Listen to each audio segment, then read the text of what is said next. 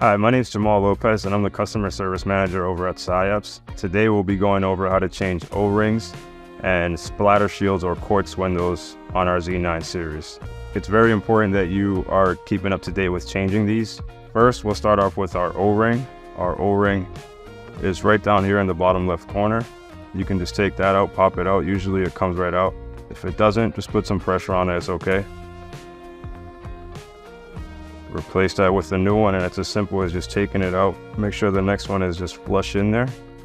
Again, if these are ripped or punctured in any way, it will affect your shots. Without any argon, you will get bad readings. Same thing goes for the splatter shield. The splatter shield simply pops right out as well, just like this. Your new one, you want to make sure you don't have any fingerprints, any debris, anything like that as well, because this will affect the accuracy of your shots. And there you go. As long as it's in there, the rubber side has to be up. Do not put the rubber side down because that will leak into the unit as well. And once you do that, you can go ahead and put the nose plate right back on.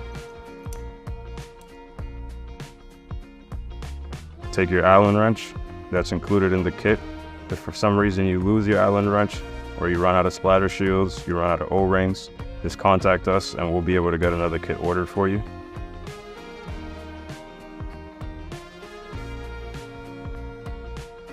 And that's it.